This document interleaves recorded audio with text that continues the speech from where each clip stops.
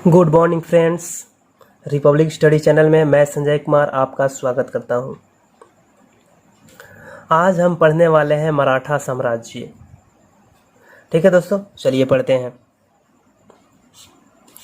यह है मराठा साम्राज्य। यहाँ देखिए मेवाड़ के सिसोदिया वंश के वंशज थे शाहजी भोसले। ठीक है, पहले अहमदनगर की सेवा में थे। उसके बाद क्या हुआ, 1633 ईस्वी में शाहजहां ने अहमदनगर को जीत लिया। उसको जीतने के बाद शाहजी भोसले कहाँ चले गए, बीजापुर की सेवा में चले जाते हैं। ठीक है, अब आते हैं हम मेन पॉइंट शिवाजी पे। शिवाजी के पिताजी का नाम क्या था, शाहजी भोसले, जो मेवाड़ के सिसोदिया वंश से बिलोंग करते थे। और उनकी माता का नाम था जीजाबाई, जो देवगिरी के यादव लाखो जी जाधव राव की पुत्री थी। ठीक है, देवगिरी के यादव लाखो जी जाधव राव की पुत्री थी। इनका जन्म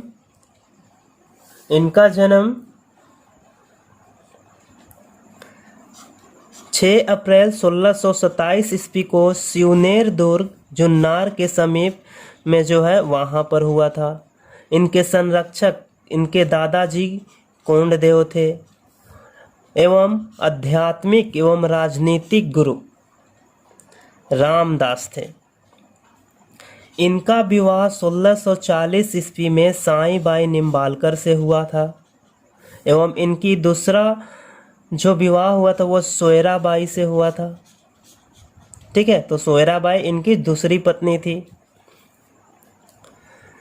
प्रथम सैन्य अभियान, शिवाजी का प्रथम सैन्य अभियान बीजापुर के आदिल शाह के खिलाफ था। शिवाजी का प्रथम सैन्य अभियान बीजापुर के आदिल शाह के खिलाफ था। 1644 ईस्वी में इन्होंने तोरन के किले को जीत लिया। तोरन के किले पर क्या किया, अधिकार किया। 1648 ईस्वी में इन्होंने पुरंदर का किला जीता और 1656 ईस्वी में रायगढ़ को राजधानी बनाया।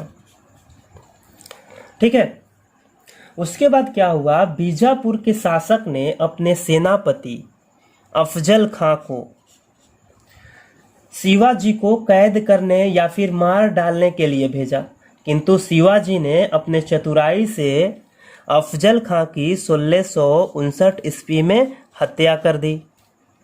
ठीक है, उसके पश्चात औरंगजेब ने भी शिवाजी को मारने के लिए शाइस्ता खां को भेजा और शाइस्ता खां ने बोला कि मैं 2 दिन में शिवाजी को मार डालूंगा, और इसको मारने के लिए शिवाजी के पास आया, जहां इन्होंने 1663 ईस्वी में शाइस्ता खां को भी मार डाला।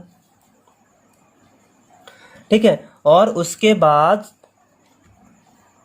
1664 ईस्वी में सूरत बंदरगाह को लूटा, जहां इनको बहुत सारे धन की प्राप्ति हुई, जिससे औरंगजेब बौखला गया। उसके बाद उसने जय सिंह को शिवाजी से निपटने के लिए भेजा एवं यहाँ देखिए, जय सिंह को शिवाजी से निपटने के लिए भेजा। इसके लिए औरंगजेब ने जय सिंह को दक्षिण का सूबेदार बनाया एवं दिलेर खां को उसका सेना नायक बनाया। ठीक है, जय सिंह ने शिवाजी से निपटने के लिए एक नई नीति अपनाई थी, जिसके तहत शिवाजी को चारों तरफ से घेरा जाना था। इसके लिए जय सिंह ने बीजापुर के साथ समझौता करने का प्रयास किया तथा बीजापुर के सेना की टुकड़ी को जय सिंह की तरफ से भेजा।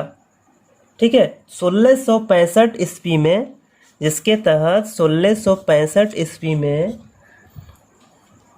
क्या हुआ, पुरंदर को चारों तरफ से घेर लिया गया और शिवाजी को पुरंदर की संधि करने के लिए विवश कर दिया गया।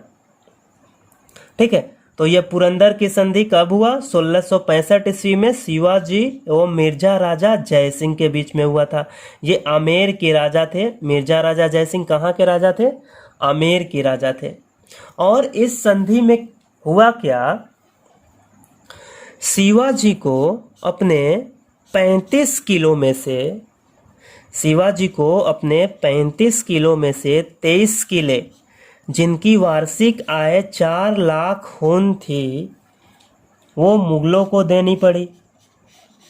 और बचे जो 12 किले इस शर्त पर शिवाजी के पास छोड़ दिया गया कि वह मुगलों के प्रति वफादार रहेंगे। ठीक है, इनके पास उस समय टोटल 35 किले थे और उसमें से 23 किले जिनका वार्षिक आय था 4 लाख खून, वो मुगलों को देना पड़ा था। और 12 किले इनके पास यह सोचकर छोड़ दिया गया था कि ये मुगलों के प्रति वफादार रहेंगे। उसके बाद शिवाजी को अपने पुत्र संभाजी को मुगल दरबार में उपस्थित होना था एवं उनके पुत्र संभाजी को 5000 मनसब भी प्राप्त करना था। ठीक है, और इस युद्ध में यह भी हुआ कि शिवाजी को मुगलों के पक्ष में युद्ध करना पड़ेगा। भविष्य में अगर कोई भी युद्ध होता है तो शिवाजी को मुगलों के पक्ष में युद्ध करना पड़ेगा। ठीक है, उसके बाद क्या हुआ, शिवाजी के पुत्र संभाजी को तो मुगल दरबार में उपस्थित होना था। तो 1666 ईस्वी में शिवाजी अपने पुत्र संभाजी के साथ आगरा पहुंचे। ठीक है, औरंगजेब से मिलने के लिए ये आगरा पहुंच जाते हैं 1666 ईस्वी में। लेकिन वहां पर उनके साथ औरंगजेब अच्छा व्यवहार नहीं करता है, जिससे शिवाजी नाराज हो जाते हैं, जहां पर औरंगजेब इनको कैद कर लेता है। ठीक है, चलिए उसके बाद अब आते हैं। अब क्या हो गया, शिवाजी तो कैद हो गए।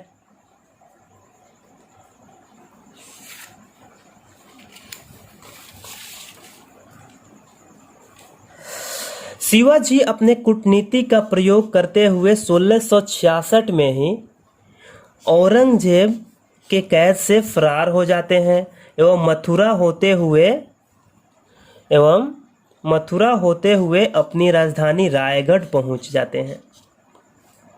ठीक है, मथुरा होते हुए अपनी राजधानी रायगढ़ पहुंच जाते हैं। फिर इन्होंने 1670 ईस्वी में सूरत को लूटते हैं दूसरी बार। पहली बार 1664 ईस्वी में सूरत की लूट किए थे और दूसरी बार 1670 ईस्वी में, जहां इनको लगभग 66 लाख रुपए प्राप्त हुए। ठीक है, कितना प्राप्त हुआ, 66 लाख। 1674 ईस्वी में शिवाजी का राज अभिषेक हुआ। ठीक है, और इन्होंने काशी के पंडित श्री गंगा भट्ट को अपना राज्य अभिषेक करने के लिए बुलाया था और इनका राज्य अभिषेक रायगढ़ में हुआ था। ठीक है, और इस समय इन्होंने छत्रपति की उपाधि ग्रहण की थी। एग्जाम में क्वेश्चन आता है कि शिवाजी ने छत्रपति की उपाधि कब ग्रहण की, तो 1674 ईस्वी में जब इनका राज्य अभिषेक हुआ तो उसी समय छत्रपति की उपाधि ग्रहण की है। ठीक है, इनका राज्य अभिषेक रायगढ़ में हुआ था और काशी के पंडित श्री गंगा भट्ट ने इनका राज्य अभिषेक किया था। ठीक है, शिवाजी को औरंगजेब ने राजा की उपाधि प्रदान की। ठीक है, ये वही औरंगजेब है जो शिवाजी को मारने के लिए शाइस्ता खां और अफजल खां को भेजा। उसने ही शिवाजी को राजा की उपाधि प्रदान की एवं उनको पहाड़ी चूहा कहा। ठीक है, क्या कहा, पहाड़ी चूहा, क्योंकि शिवाजी का कोई ठीक नहीं रहता था। ये पहाड़ के किस भाग से निकल करके कहाँ छुप जाते थे, औरंगजेब को पता ही नहीं चलता था। इसके कारण औरंगजेब ने इनको पहाड़ी चूहा कहा। ठीक है, 1678 ईस्वी में इनका अंतिम सैन्य अभियान कर्नाटक के खिलाफ था। ठीक है, कर्नाटक अभियान में इन्होंने जिंजी का किला जीता। ये भी क्वेश्चन बहुत ही महत्वपूर्ण है। अंतिम अभियान पूछता है, शिवाजी का अंतिम अभियान कौन सा अभियान था, तो कर्नाटक का अभियान था 1678 ईस्वी में। ठीक है। दुर्भाग्यवश इनका मृत्यु 1680 ईस्वी में मात्र 53 वर्ष की आयु में हो जाती है। शिवाजी की मृत्यु मात्र 53 वर्ष की आयु में 3 अप्रैल 1680 ईस्वी को हो जाती है। ठीक है, तो हमने शिवाजी के जीवनी से संबंधित तथ्य तो पढ़ लिए, उसके बाद इनके प्रशासन के बारे में पढ़ेंगे अब।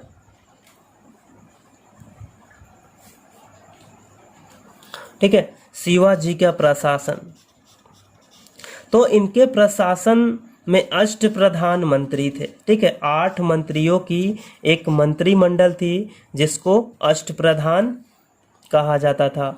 एग्जाम में क्वेश्चंस आता है कि अष्टप्रधान का क्या मतलब है, तो अष्टप्रधान का मतलब है 8 मंत्रियों का मंत्रिमंडल। ठीक है, कितना? 8 मंत्रियों का मंत्रिमंडल। इसमें प्रथम में पेशवा जिसको प्रधानमंत्री कहा जाता था। दूसरा है सर-ए-नौबत जो सेनापति होता था, सेना का संचालन करता था। तीसरा था अमात्य जो अर्थव्यवस्था से संबंधित काम करता था। चौथा था सुमन जो विदेश मंत्री कहलाता था। ठीक है, पांचवा था न्यायाधीश जो न्याय का प्रधान कहलाता था। छठा था चिटनिस राजकीय पत्राचार करवाता था, जो दूसरे राज्य से पत्र आते थे उसको पढ़ करके सुनाता था। ठीक है, सातवां था पंडित राव, ये धार्मिक का प्रमुख था, धर्म के बारे में विचार प्रस्तुत करता था। ठीक है, और आठवां था वाक्यान्विश जो गुप्तचर विभाग था, सूचना पहुंचाने का काम करता था यह। ठीक है, तो इसको क्या करेंगे, 4-4 करके याद कर लेंगे हम लोग। कितना करके? 4-4 करके। ये हुआ 4 और ये हुआ 4। ठीक है, पेशवा प्रधानमंत्री, सर-ए-नौबत का मतलब सेनापति, अमात्य का मतलब अर्थमंत्री, सुमंत का मतलब विदेश मंत्री। चलिए एक बार और थोड़ा रिपीट कर लेते हैं। पेशवा का मतलब प्रधानमंत्री, सर-ए-नौबत का मतलब सेनापति, अमात्य का मतलब अर्थमंत्री, सुमंत का मतलब विदेश मंत्री। ठीक है, चलिए उसके बाद नेक्स्ट पे आते हैं क्या, न्यायाधीश जो न्याय का प्रधान होता था, न्याय प्रमुख। चिटनिस राजकीय पत्राचार। पंडित राव धार्मिक, पंडित जी है, धार्मिक मामलों में सलाह देते थे। और ये वाक्यान्विश गुप्तचर विभाग यानी कि सूचनाओं का आदान प्रदान करता था, सूचना लाता था। ठीक है, तो हम पढ़ लिए उनके प्रशासन के बारे में, जो अष्टप्रधान 8 मंत्रियों का एक मंत्रिमंडल था। उसके बाद पढ़ेंगे सैन्य व्यवस्था। ठीक है, इनका सैन्य व्यवस्था 3 प्रकार का था। पहला था पैदल जिसको पायक कहा जाता था, दूसरा था घोड़सवार और तीसरा था नौसेना। ठीक है, पैदल जिसको पायक कहा जाता था, घोड़सवार और नौसेना। घोड़सवार 2 प्रकार के थे। घोड़सवार 2 प्रकार के थे। पहले वाले को पागा बोला जाता था और दूसरे वाले को सिलहदार बोला जाता था। पागा मतलब राजकीय नियमित घुड़सवार सेना थे और इनको राजा की तरफ से यानी कि शिवाजी अपने तरफ से अस्त्र शस्त्र देते थे। ठीक है, और दूसरा था कौन, सिलहदार, ये अनियमित घुड़सवार थे। ठीक है, क्या थे, अनियमित, यानी कि जो कहीं पे लूटपाट करना है तो इनको खुद से अस्त्र शस्त्र लाना पड़ता था। ठीक है, इसलिए इनको अनियमित घुड़सवार या फिर अनियमित सेना बोला गया।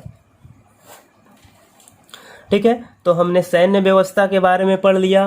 पैदल पायक कहा जाता था, घुड़सवार था और नौसेना था। घुड़सवार 2 प्रकार के थे, पागा एवं सिलहदार। पागा जो राजकीय नियमित घुड़सवार थे जिनको अस्त्र शस्त्र राजा की तरफ से मिलता था, और दूसरा सिलहदार जो अनियमित घुड़सवार सेना थे जो खुद से अस्त्र शस्त्र लाते थे। ठीक है, और शिवाजी की सहायता करते थे। उसके बाद आते हैं हम लोग किला की व्यवस्था पे। ठीक है, किसका व्यवस्था, किला का व्यवस्था। ठीक है, इसमें देखिए एक पद था हवलदार, दूसरा पद था सर-ए-नौबत। सर-ए-नौबत मतलब प्रधानमंत्री और तीसरा था सबनिस। हवलदार मतलब आंतरिक मामलों का देखभाल करता था, सर-ए-नौबत बाहरी मामलों का देखभाल करता था, और सबनिस क्या था, आंतरिक पत्र व्यवहार। ठीक है, यानी कि कोई राजा को चिट्ठी पहुंचाना है, बाहर से कोई गुप्तचर आया है, उनका सूचना देना है, तो उसका काम कौन करता था? सबनीस करता था। ठीक है, और यहाँ हवलदार एवं सब सर ए नौबत पद पर कोई मराठा ही आसीन हो सकता था। ठीक है, इस दोनों पद पर केवल मराठे को ही आसीन किया जा सकता था, लेकिन तीसरा पद जो था आंतरिक पत्र व्यवहार, वो केवल ब्राह्मणों को दिया जाता था। ठीक है, आंतरिक पत्र व्यवहार केवल ब्राह्मणों को दिया जाता था। ठीक है, नेक्स्ट आते हैं भूराजस्व व्यवस्था पे। भूराजस्व व्यवस्था, भूराजस्व व्यवस्था का जो दर था प्रारंभ में 33% था। ठीक है, 33%, लेकिन बाद में इन्होंने बढ़ा करके 40% कर दिया। लगान जो वसूली का इनका व्यवस्था था वो रैयतवाड़ी व्यवस्था था, किसानों से ये डायरेक्ट कर वसूलते थे। भूराजस्व वसूली का काम पटेल करते थे एवं भूमि माप का जो काम था वो कुलकर्णी करते थे। ठीक है, ये एग्जाम में कितनी बार भी क्वेश्चन पूछा जा चुका है कि भूराजस्व वसूली का जो काम करते थे वो पटेल करते थे और भूमि माप का वसूली कुलकर्णी करते थे। इनका भूराजस्व व्यवस्था मलिक अंबर के व्यवस्था पर आधारित था। ठीक है, एक और इनमें आता है कर जो था एक चौथ, जो आय का 1/4 लिया जाता था और ये वादा किया जाता था कि हम आपके राज्य में नहीं लूटेंगे। 1/4 मतलब कहीं कहीं इसको 25% भी देता है। ठीक है, तो 25% भी याद रख लेंगे। चौथ क्या करने के लिए वसूला जाता था? कि हम आपके राज्य में लूटपाट नहीं करेंगे, इसका वचन दिया जाता था और उसके आय का 1/4 मतलब 25% वसूला जाता था। ठीक है, एक और दूसरा कर था सरदेशमुखी। क्या? सरदेशमुखी, जो 1/10 यानी 10% वसूला जाता था लोगों की हितों की रक्षा के लिए। ठीक है, लोगों की हितों की रक्षा के लिए 10% कर वसूला जाता था, जिसे सरदेशमुखी कहा जाता था। और एक और इसमें एक शब्द आता है सरंजाम। सरंजाम क्या था? ये मराठों को दी जाने वाली जागीर कहा जाता था, सरंजाम कहा जाता था। ठीक है, सरंजाम किसको कहा जाता था? मराठों को दी जाने वाली एक जागीर थी, उसी को सरंजाम कहा जाता था। ठीक है, चलिए अब थोड़ा हम नेक्स्ट आते हैं। उसके बाद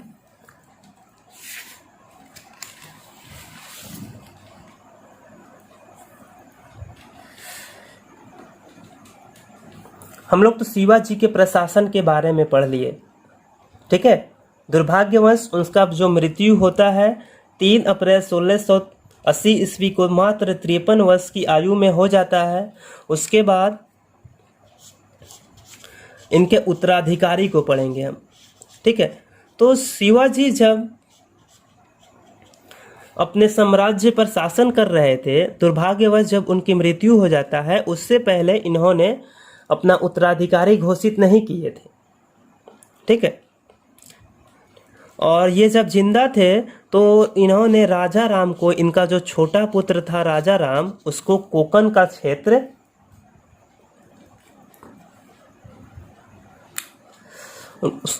उसको कोकण का क्षेत्र प्रदान किए थे, जिससे संभाजी, इनका जो बड़ा पुत्र था संभाजी, नाराज हो जाता है। ठीक है, और शिवाजी के विरुद्ध में क्या कर देता है? षड्यंत्र करने लगता है। दुर्भाग्यवश तो इनकी मृत्यु हो गई। उसके बाद सोयराबाई ने, इनकी जो दूसरी पत्नी थी सोयराबाई, राजा राम का राज अभिषेक कर देती है। ठीक है, लेकिन संभाजी सेनापति हमीर मोहिते की सहायता से राजा बन जाता है। कब? 1680 से 1689 ईस्वी तक रहता है। सेनापति हमीर मोहिते की सहायता से राजा बनता है और नीलो पंत को पेशवा नियुक्त करता है। ठीक है, हमीर मोहिते की सहायता से राजा बनता है, नीलो पंत को पेशवा नियुक्त करता है। और एक उज्जैन के कवि थे कवि कलश को मुख्य सलाहकार नियुक्त करता है। ठीक है, उज्जैन के एक कवि थे जिनका नाम था कवि कलश, उनको मुख्य सलाहकार नियुक्त करते हैं ये। और उसके बाद एक ऐसी घटना होती है जो जिसमें क्या होता है, संभाजी की मृत्यु हो जाती है। और वो घटना क्या है, औरंगजेब का एक विद्रोही पुत्र था अकबर द्वितीय, उसको वो क्या किया था, औरंगजेब के विरोध विद्रोह कर दिया था। और दुर्गादास ने अकबर द्वितीय को संभाजी के पास भेज देता है और संभाजी उसको अपने संरक्षण में रख लेता है। ठीक है, संभाजी अकबर द्वितीय को अपना संरक्षण में ले लिया, जिससे क्या हुआ, संभाजी से मुगलों का संघर्ष शुरू हो जाता है। और इसी संघर्ष में 1689 ईस्वी में संगमेश्वर का युद्ध होता है। और इस युद्ध में मुगल सेनापति मुबारक खां ने संभाजी एवं उनके कवि कलश की निर्मम हत्या कर देता है। ठीक है, 1689 ईस्वी में संगमेश्वर का युद्ध होता है, जिसमें मुगल सेनापति मुबारक खां संभाजी एवं उनके कवि कलश की निर्मम हत्या करवा देता है। ठीक है, और एक और बात क्या था इसमें, संभाजी ने शिवाजी का जो अष्ट प्रधान 8 मंत्रियों की जो एक मंत्रिमंडल थी, उसको इन्होंने क्या कर दिया था, नष्ट कर दिया था। और संभाजी के टाइम से ही युद्ध में स्त्रियों का जाना भी शुरू हो जाता है। ठीक है, स्त्रियां भी युद्ध करने पुरुषों के साथ जाने लगी, किनके समय से, संभाजी के समय से। ठीक है, 1689 ईस्वी में जब संभाजी की मृत्यु हो जाती है तो औरंगजेब उनके पुत्र मतलब शिवाजी के पौत्र हुए साहू, किसके, संभाजी के पुत्र थे साहू, एवं उनकी पत्नी यशुबाई को कैद कर लेते हैं और अपने कैद खाने में डाल देते हैं। ठीक है, उसके बाद जो राजा बनते हैं वो राजा राम थे। राजा राम शिवाजी के छोटे पुत्र थे, जिन्होंने इनकी जो पत्नी यशुबाई थी पहले क्या कर दी थी, राज्याभिषेक कर दी थी, लेकिन संभाजी हमीर मोहिते की सहायता से राजा बन गया था और नीलोपंत को पेशवा नियुक्त कर दिया था। ठीक है, अब क्या होता है, संभाजी की मृत्यु के बाद राजा राम राजा बनता है और इसने एक नया पद, प्रतिनिधि पद का गठन किया था। ठीक है, जो पेशवा से भी ऊपर था। राजा राम ने एक प्रतिनिधि पद का गठन किया था जो पेशवा से भी ऊपर था। ठीक है, और प्रथम प्रतिनिधि के रूप में प्रहलाद निराजी को नियुक्त किया था। ठीक है, अपनी राजधानी सतारा को बनाए थे। राजा राम मुगलों के डर से इधर उधर भागते रहता है। मुगलों से इसको इतना डर लगता था कि ये इधर उधर भागते रहता था। जैसे प्रतापगढ़ से पन्हाला गया, पन्हाला से जिंजी गया और जिंजी से सतारा गया। ठीक है, 1700 ईस्वी में 1700 ईस्वी में राजा राम की मृत्यु हो जाती है। 1700 ईस्वी में राजा राम की मृत्यु हो जाती है, लेकिन उनकी पत्नी, राजा राम की पत्नी जो थी ताराबाई थी, ताराबाई अपने पुत्र शिवाजी को राजा घोषित कर देती है। शिवाजी द्वितीय को राजा घोषित कर देती है और उसकी संरक्षिका बन करके मुगलों से संघर्ष जारी रखती हैं। ठीक है, 1700 ईस्वी में राजा राम की मृत्यु हो गई, लेकिन उनकी पत्नी ने हार नहीं माना, मुगलों से संघर्ष जारी रखा और अपने पुत्र शिवाजी द्वितीय को राजा घोषित किया और उसकी संरक्षिका बन करके मुगलों से संघर्ष जारी रखा। ठीक है, उसके बाद दक्षिण में राजा राम की पत्नी जो ताराबाई थी, उनका प्रभाव बढ़ता चला गया। मराठा साम्राज्य की सबसे बहादुर महिला के रूप में उभर करके ये सामने आई। ठीक है, ताराबाई थी वो। ताराबाई मराठा साम्राज्य की सबसे बहादुर महिला के रूप में उभर करके सामने आई और खफी खां नामक इतिहासकार ने भी इनकी बहुत प्रशंसा की है। ठीक है, कौन इतिहासकार है? खफी खां नामक इतिहासकार ने भी इनकी बहुत ही प्रशंसा की है। दुर्भाग्यवश क्या होता है, 1707 ईस्वी में औरंगजेब की मृत्यु हो जाती है। औरंगजेब की मृत्यु हो जाती है। उसके बाद शाहू को कैद से रिहा कर दिया जाता है। ठीक है, उसके बाद क्या किया जाता है, शाहू को औरंगजेब की कैद से रिहा कर दिया जाता है। इस शाहू को रिहा करने के बाद मराठा साम्राज्य में एक नया अध्याय प्रारंभ होता है। ठीक है, शाहू का ताराबाई से संघर्ष शुरू हो जाता है। तीसरे नंबर जो राजा बने थे कौन थे, शाहू, जो 1707 ईस्वी में औरंगजेब की मृत्यु के बाद राजा बने और 1749 ईस्वी तक रहे थे। ठीक है, कारावास में, जब ये कारावास में थे, औरंगजेब ने इसको अपने कारावास में डाला था, तो वहाँ पे औरंगजेब की जो पुत्री थी इसका देखभाल करती थी और उनका नाम था जीनत उल निसा। ठीक है, इनका क्या नाम था, जीनत उल निसा, जो शाहू को कैद खाने में पाली थी। मुगल शासक बहादुर शाह की आज्ञा से, मुगल शासक और औरंगजेब की मृत्यु के बाद मुगल जो शासक बनते हैं बहादुर शाह बनते हैं, और इनकी आज्ञा से राजकुमार आजम शाह ने शाहू को रिहा किया था। ठीक है, औरंगजेब की मृत्यु के बाद बहादुर शाह प्रथम क्या थे, राजा बने, सम्राट बने थे, और इन्होंने अपने राजकुमार आजम शाह से कहा कि शाहू को रिहा कर दिया जाए। ठीक है, तो शाहू को रिहा करने के बाद 1707 में ही एक युद्ध होता है जो पाल खेड़ा के युद्ध के नाम से जाना जाता है, और ये युद्ध शाहू एवं ताराबाई के बीच में हुआ था। शाहू एवं ताराबाई के बीच में हुआ था। शुरुआत में ताराबाई का पलड़ा भारी था, लेकिन बाद में क्या हुआ, बालाजी विश्वनाथ शाहू के पक्ष में आ जाते हैं, जिससे शाहू विजय हो जाता है और ताराबाई हार जाती है। हारने के बाद ताराबाई कोल्हापुर चली जाती है एवं शाहू सतारा में अपना राज्य अभिषेक करवाता है और सतारा से ही अपना शासन चलाना शुरू करता है। ठीक है, तो पाल खेड़ा के युद्ध में ही शाहू ने बालाजी विश्वनाथ की मदद से ताराबाई को पराजित किया था। इसलिए शाहू ने 1713 ईस्वी